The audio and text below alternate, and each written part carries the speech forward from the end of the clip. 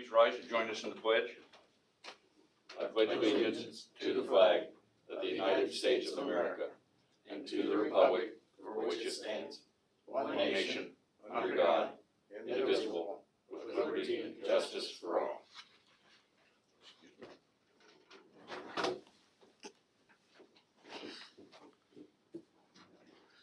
Are there any changes to the tentative agenda? I have none. We have an agenda. Meet with department heads, elected officials.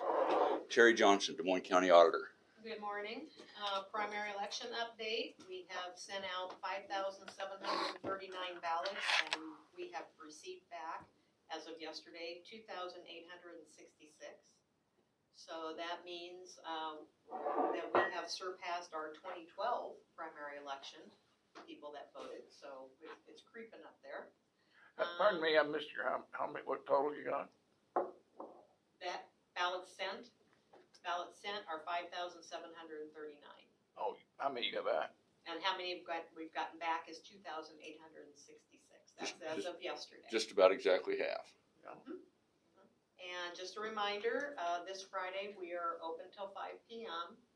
That's the last day to request an absentee ballot to be mailed, and the last day to pre-register for the election. So if we receive any request forms in the mail for new ballots next week, we will not honor those. They will get a letter stating that, that submission date has expired. The only ballots that we will mail out is anybody that might have spoiled, that already has one, might have spoiled their ballot or have an issue with their ballot. They didn't sign the affidavit envelope or something. They can still request a replacement ballot, or they can come down here and we can have them mail or sign that affidavit envelope. So we'll give them that option, that we can either send them a replacement, or they can come down here and we'll meet them outside and they can sign their affidavit envelope. So, and then 5:30, which is the last Saturday of May, we are required to be open. So we will be open from 8 to 4 and preparing our supplies and everything else. And that will be a curbside voting day. We'll be here if anybody wants to make an appointment to come down and vote absentee in person by curbside. We will do that. And then maybe that's the day that those that have failed to sign their affidavit envelope, they can also come down that day and fix those envelopes. So that way we can accept those ballots. So are we gonna have a meeting on the 2nd? I would assume you guys will. Well, that's a Tuesday. Yeah, that's a yeah, Tuesday. Yeah. And what we plan on doing, since we only have 2 locations open, I will probably go up to Minneapolis and help them get set up and organized, since we gotta make sure we have all the spacing and the screens up and everything else. And a bunch of the other girls will probably go out to SCC and make sure that they have everything set up. And so, yeah, should be back here by 7:30, 8 o'clock. So shouldn't be an issue. If we don't have a whole lot of business, we could put it off. Well, that's usually when claims are paid, so. Oh, I see. Gotta play game. Yeah, yeah. Gotta pay claims. I Yeah. see. All right. Before I continue, and I apologize, getting used to being digital here. Anybody with any questions during the meeting may email the Board of Supervisors at board, B-A-O-R-D, at dmcounty.com. That's board@dmcounty.com, or call 319-753-8203, extension 4. That's 319-753-8203, extension 4. And you'll be able to get through to the board. Colin Gerst, IT. Nothing new to report, just keeping them pretty busy, and that's about it. Okay, thank you, Colin. Who have we got on line? Rodney Bleasner, maintenance. Rodney Bleasner, maintenance. Good morning. We are just really buried with a lot of things going on. So just working on a lot of different projects and trying to get ready for June 1st. Also have item on the agenda. Other than that, nothing new to report. Thank you. Thank you, Rodney. Brian Carter, secondary roads. Ryan Carter, secondary roads. Good morning. Couple quick updates. North Gear is still moving, albeit a little slowly, especially with some of the rain we've gotten. They are starting a crossroad culvert today that will require full closure in that location for a couple days. We have done a notice for emergency response. So it should take 2 or 3, and they should have that back open, for a temporary cross through if need be. Traffic will be able to get to both sides at any time. So it doesn't completely shut the road down. It just cuts it as through if they need to get through. Iowa City Road, all the concrete is done. So we're working through some stuff with the contractors. Still got to get the dirt shouldering and obviously the granular shouldering all done. And with this rain, that's held all that up. So not much progress there. And Mediapolis bridges are moving along. One crew's left the site because they're to a point where they're ready for beams, and those are not cured and ready yet. So I'm guessing that'll be a week to 2 weeks. The crew on the West Bridge is driving piling today on the last abutment they have left.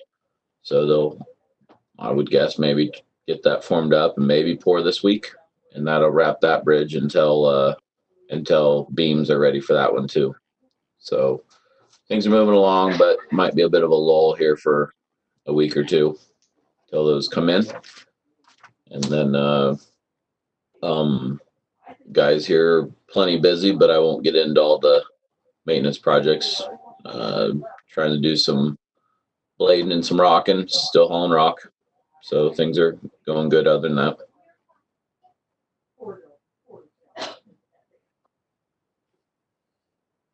Thank you, Brian. Chris Lee, conservation. Chris Lee, conservation. Good morning. Parks are continually busy and growing more so with the coming Memorial Day weekend. We've opened all of our main campgrounds. We are at a level 2 opening in that we do allow all camping units. Our tent campgrounds have opened back up. We have opened some of our pit latrines, and so there are primitive restroom facilities at the tent campgrounds. The RV campgrounds are open, dump stations available. Our shower house will remain closed for as long as county buildings close. I get that this will be a bit confusing in that this just last night I got an email that says that the DNR is going to be opening modern restroom facilities at their state parks.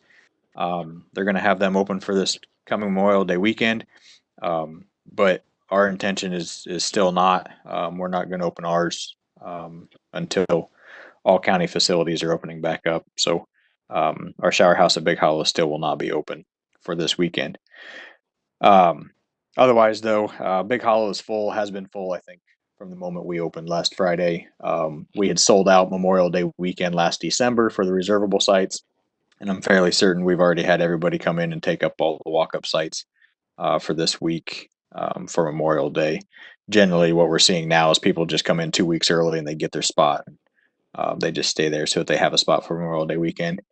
We do still have sites available, though, up at the 4th Pumping Station and down at the Skunk River for campers down there for this holiday weekend. And we do hope to open Maple Loop as well. That'll be some additional primitive camping now that the FEMA work down there is done. FEMA contractors are done with the repairs on the trail, the Flint River Trail, the work at Stars Cave, removing the silt, the work down at Maple Loop, at Welter Recreation Area down at Skunk River. They still have to finish regrading and re-rocking the boat ramps at Sullivan Slough, Tama, and Hawkeye Dolby. They think within the next couple weeks, depending on weather and what the river does, they'll be able to get in there and knock those out. But again, like I said, that's very weather and river dependent. We have seen a massive increase in trail use. We had a trail counter out on the segment of Flint River Trail that's on the backside of Stars Cave, just off of Highway 61 for a week earlier this month, and compared to a week's count back in August, we've seen about a 3x increase in number of people using that trail. We're seeing almost 400 people a week using that segmented trail. I suspect we're going to try to get a trail counter out on the front end of Stars Cave near the Nature Center sometime, probably after the holiday weekend here, maybe first part of June, and see what the counts are up there. I'm sure they're significantly higher, but those numbers are pretty insane. But everybody, we're out patrolling every single day. We have somebody out in the parks every afternoon of every day, checking on things, and everybody's, doing what they should, keeping their distance, and it's pretty easy to do when you have miles of trails that you can stay separated on. And then the last thing I have is we've been on our summer camps through Stars Cave, trying to make some changes with those. We have canceled all of our June camps. And we're going to kind of play this by ear as we go along. We've moved sign up to camp sign up towards the end of June, and we will just kind of keep assessing the situation. If it looks like we can have July camps, we'll keep that sign up.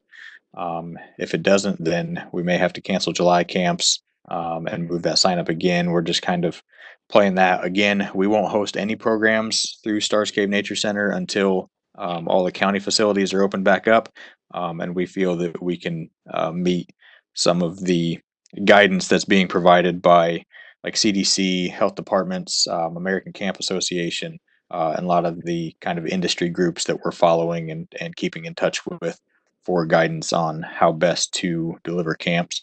We are, in the meantime, though, going to be working on some digital content, which we'll be sharing across many of our social channels and things like that, so that we can still have engagement and folks can still interact with our education staff and learn about the great outdoors, even without having in-person camps and groups together. So that's kind of what we're working on now, along just with all the park maintenance that goes with being really busy this time of year. So that's about it. Fishing still good out of Big Hollow? Yeah, it has been. I think this rain's kind of messed things up a little bit. But I know up until kind of we got this last big shot of rain, they were still doing really good up there. Hey, Chris, Yeah. I see you've been taking a lot of stuff out to the landfill. Is that from the FEMA project? Yes. Yep. That's all that silt and debris that came from Stars Cave. And we had talked with them during the the planning process for it, and so they knew it was coming. Okay. Thank Yep. you. Thanks, Chris. Ken Hyman, Community Services. Ken Heinman, Community Services. Hello. We had our steel governing board last Wednesday, and we got a number of contracts approved that were renewed. And there was also discussion about how the state has gotten some FMAP dollars, and that providers are hoping that those dollars come down, are given to providers to help with all this COVID-19 extra expenses that they're having with serving people. Otherwise, we're talking about applying for a DCAT grant, $50,000 grant per year for 3 years for some wraparound services for kids, things like camps for kids and services. So those were some of the highlights from Wednesday. Thank you, Ken. Ken, is that from DCAT? Is that the whole region, or? Yeah, the whole region, our 8-county region is talking about applying for a DCAT grant. Okay. Thank you. Ken. Yep. Jared Lassiter, Land Use. Jared Lassiter, Land Use. Well, it's been a pretty quiet week overall for land use. A couple inquiries, but nothing too crazy here. We do have a couple of subdivisions, minor subdivisions, out for review. One of those I anticipate being ready for next week's agenda. The other one has to go through the city of Burlington first. The 2 mile That one may be a little bit longer before they were ready to move forward with that, and then we would vote on it. Apart from that, we're finishing up the last little pieces of the hazard mitigation plan, getting all the data compiled into a document to send to FEMA for review. Apart from that, I don't really have anything specific noteworthy to mention. Thank you, Jared. Jackie Myers, quick report. Jackie Myers. Good morning. Good morning, everyone. We're just trying to get everything ready for our resumption of non-jury trial criminal matters June 1st. So with that being said, I do have the social distancing decals and signs that came in that I ordered with Terry. So we'll have those to get put up in the various places. And then also June 1st, my staff will be resuming regular hours. So everybody will be here and the third floor office will be back open. So I'm looking forward to that, to have all our familiar faces together, but we're just going to try to do the best we can with, of course, the county's assistance with providing us with the screening process in the basement. That'll be very, very beneficial.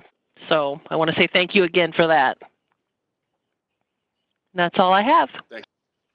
Thank you, Jackie. Thank you. Janelle Nally Longquist, Des Moines County Treasurer. Janelle Nally Longquist, Des Moines County Treasurer. Good morning. We just continue to keep busy processing mail through the Dropbox and just regular mail. And of course, those phone calls don't stop. But just to remind everyone that still remit your March installment, property tax payment installment through the expiration of the governor's proclamation, which is May 27th, without any penalty.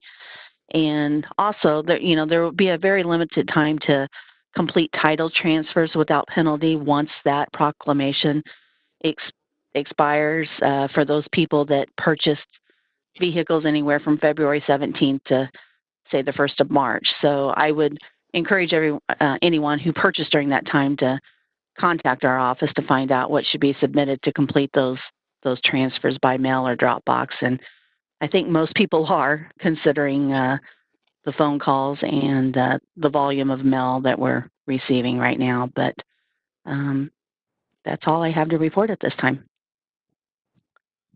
Thank you, Janelle. You're welcome. Lisa Schaefer, Des Moines County Attorney. Lisa Schaefer, Des Moines County Attorney.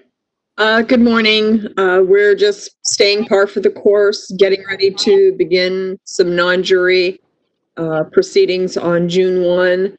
We did formulate a letter after our work session last week to go out to our victims and witnesses for bench trials, which are among the things that will resume beginning June 1. I believe we have a full day's docket of bench trials down on Associate Court on June 1st. So we drafted a letter to send to any victims, witnesses who will be in, of what to expect, hoping that alleviates any pressure or concerns when they get there. Sometimes just being forewarned is forearmed. Other than that, we're getting everybody is transitioning from working at home to coming back and working full-time in the office and getting ready to begin getting back to some sort of normal. Thank you, Lisa. Natalie Steffner, Des Moines County Recorder. Natalie Steffner, Des Moines County Recorder's Office. Good morning. Just the same as the treasurer's office, processing lots of mail and phone calls. As we know, it is boating season and somewhat marriage season, so we are still processing boat transfers, by mail, and also marriage license. So they can get those on the applications online at the website, or we have been emailing lots of applications out and going over the fees and getting those submitted. So people, can still get married even though the courthouse is closed. And that's all I have. Did you use the term marriage season? Yeah, wedding season, marriage season. I've never heard that term before. Probably more like wedding season, but It's new this year. Thank you. Thank you, Natalie. Angie Vaughn, safety. Angie Vaughn, safety.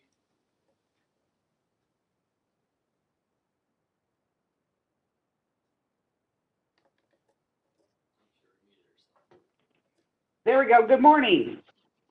Good morning. We're doing good, keeping busy. I do just want to remind everyone, because we are getting ready to kick back into high gear. I know all of our employees their life has not really changed, but with the public getting busier and everyone getting active, we have had actually a pretty quiet few months as far as accidents go. I think everybody's been pretty hyper vigilant with everything going on. So I just wanted to kind of remind everyone that as we start really kicking in high gear, stay vigilant. We want to keep that same momentum going as far as staying accident free. So other than that, that's really all I have. Thank you, Angie. Thank you. Gina Harden, Gina Harden, emergency management. Good morning. Just as Jared mentioned, the hazmat plan, I did submit an extension for that grant because of the COVID. So that is in process. On the COVID side, we will have the EEOC open Wednesday and Friday this week. Last night, the website that the governor has up showed that we had 40 people. And this morning, it's showing 39 cases. So I'm not sure why the difference. I did talk to Krista, and it looked like it should be 40. So not sure why the difference. FEMA is doing a direct shipment of personal protective equipment to nursing homes, and that should be taking place here in the next couple of weeks. We're not involved with that, but I've been letting the nursing homes know that it will be coming. So otherwise, we're still continuing to coordinate with public health and the hospital. So all is good. Thank you, Gina. You're welcome. And while we're on that COVID-19, the county's COVID-19 policy is in the process of being updated, but just so everybody knows, Iowa Department of Public Health has changed their guidance or updated their guidance. Previously, if you traveled out of state, you were supposed to self-isolate for 14 days. Matter of fact, I just finished self-isolating about a week ago. That's been changed, so if you're traveling in the United States, there is no need to self-isolate when you return to Iowa, as long as obviously that you're not showing symptoms or have been closely associated with somebody who is infected. So, but anyway, so there's no need for the self-isolation for domestic travel. It's still recommended for international travel or a cruise.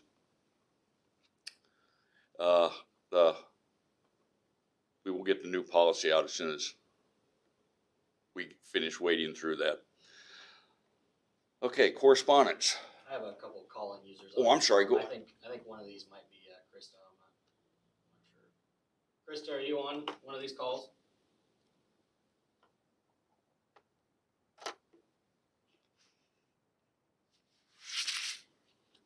Maybe not.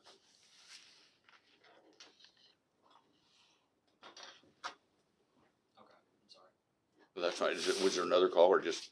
There was two call-in users there that weren't labeled. I assume maybe one of those were her, but. Okay. Either of you gentlemen have any correspondence? No, I didn't. None? We will proceed to discussion and vote. We have accounts payable in the amount of $2,325,535.42. I see Brian's been paid. Brian paid for Iowa City Road, and, thank you, Mr. Carter. So, move to approve. Did you second, Bob? I did. I did second. Okay. Terry? Jim Carrey, Yes. Bob Beck, Yes. Tom Broker. Yes.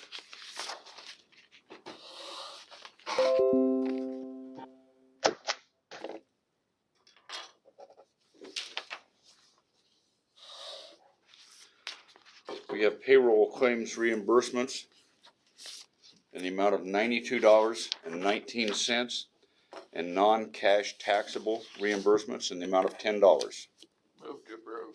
Second? Terry? Bob Beck, Yes. Jim Carrey, Yes. Tom Broker. Yes.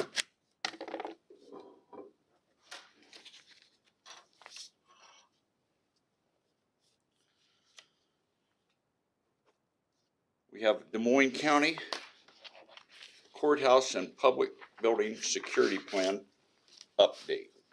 Rodney, do you want to address this? Can you hear me? We can. Yeah. Okay. There's not a lot of changes. The building courthouse and building security committee met in March. We had a meeting and we discussed a lot of different things, and also, as we do annually, just kind of go over the policies, see if there's any changes we want to make or whatnot, or maybe something that we didn't catch the year before as far as punctuation or some wording. So there's not a lot of changes, just some minor wording changes here and there throughout it. So I've kind of just got emails from everybody, got a majority, everybody approves it. So just bringing it to the board for the annual approval. Thank you, Rodney. Thank you. Move to approve. Second? Terry? Bob Beck, Yes. Jim Carrey, Yes. Tom Broker. Yes. And just for reminder of the press, this is for what I hope are, since it's the security plan for the courthouse and county buildings, it is not available to the public.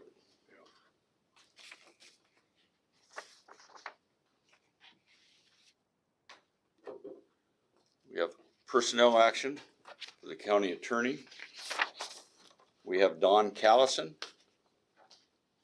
receptionist / records assistants, a 36-month step increase from $33,752.39 to $34,427.41, effective May 22nd. Move to approve. Second? Terry? Jim Carrey, Yes. Bob Beck, Yes. Tom Broker. Yes.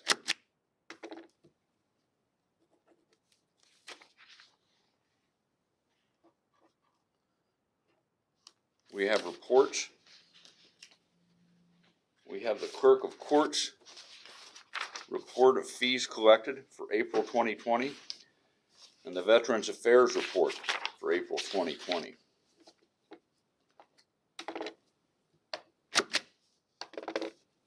These reports will be on file in the auditor's office and available for electronic review if anyone so desires. Just contact the county attorney, the auditor's office, and make arrangements. We have minutes for the regular meeting of May 12th, 2020. Move to approve. Second? Bob Beck, Yes. Jim Carrey, Yes. Tom Broker. Yes.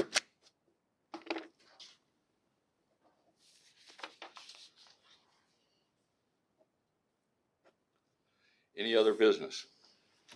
I have none. Future agenda items? I have none. Committee reports? I had a CCFSA meeting this morning, and I discussed fair. Needless to say, whether or not they're going to have it, I don't know. They also, the hospital was in and set up a drive-through clinic for testing COVID-19 and, as of yet have not received any tests, but they are pretty well set up. They can handle a lot. So what happens during the fair, if there's a fair, but they'll probably move it out of there. But a lot of decisions, it's tough on the fair. They have all these kids have all these projects going that they started a lot of them at Christmas time, animals, and the fair comes around and the way things are, they don't know if they can get them sold or, you know, most of them sell them right there at the fair and that's their out. So. I would hate to see him lose that. Oh. I would hate to see the fair not go on. Yeah, I'd hate to see A lot of that. them kids depend on that first year of college for that Yeah. stuff. Yeah. So it's, yeah, they're kind of up in the air. It's sort of a bad deal. Anyway, I think that's it. I had a Russ meeting and, everything's going pretty smooth there. We're still doing it by Zoom meetings. It's that, we got a couple people that's not paying their bills, so we're waiting until after this, stuff's all over with, and then we're going to, go back. We'd sent letters to them before, but with this going on, the government's proclamation on everything else, we decided to wait until after this is over and then pursue. So it's not a big deal. It's only about $3,000. Still, it's due. I attended the Southeast Iowa Mental Health and Disability Services Region Governance Board meeting that Ken mentioned. We approved claims and approved a number of provider contracts. And I've been attending the Emergency Operations Centers, the EOC meetings that Gina mentioned, that right now we're down to 2 a week. And outside of trying to figure out whether we've got 39 cases or 40, Des Moines County seems to be doing fine. We have not been taxing the hospital's resources. There's not that. So anyway, and I think the hospitals, the way I understand it, they were allowed to, in the governor's proclamation, they could start doing diagnostic procedures and some of the other procedures the hospital does. So I think they've come up with enough PPE that I think they're starting that. So that's a great deal. Well, I got my haircut Friday and went to the dentist yesterday, so that was great. In line at the barber. I have to tell you this, at the barber shop, I had my appointment. Yeah. And my appointment was at 11 o'clock, and I walked out of there at about 12:15. And it's only because the phone kept ringing. Oh, I'll bet. And then he quit, and he made 9 or 10 appointments, and he was booked clear into Wednesday and starting on Thursday in that hour's time. Wow. I tried to call and they didn't even answer. Mrs. Broker had already turned the shears on me in the leaf blower, so I'm good for another few days on that. So I know they're busy. So public input. If anybody from the public would like to ask a question or make any sort of a comment, you can email the Board of Supervisors at board, BOARD, at dmcounty.com. That's board at dmcounty.com, or call 319-753-8203, extension 4. That's 319-753-8203, extension 4. And we will give you 2 minutes. If anybody's got anything to say, give everyone an opportunity to get to a phone or send an email. How come I can't see Jim's picture on here? Or Tom's? You want to see my picture? Not I can really. send you one. Not really. I think I've still got a couple of my high school graduation pictures around. Last night on the news, they were talking about the number of cases in Des Moines County, and it sounds like they took several away from Des Moines County because they should have been associated with the city of Des Moines. And that's like, I understand that because we get people's absentee requests from Des Moines all the time. And I'm sure it's a zoo up at Iowa Public Department. They're hearing from hospitals, they're hearing from the testing labs, and this way and that way, and so yeah. So I remember in a couple of the EOC meetings, Krista had mentioned. She said, "I don't know how we got these." She said, "We've been counting," and she said, "We don't have that many." So she said, "I think what they've done." So, and that's apparently what they've done. I really want to know. I'd really like to see the whole demographic. I'd like to see what those people are sick, how many other,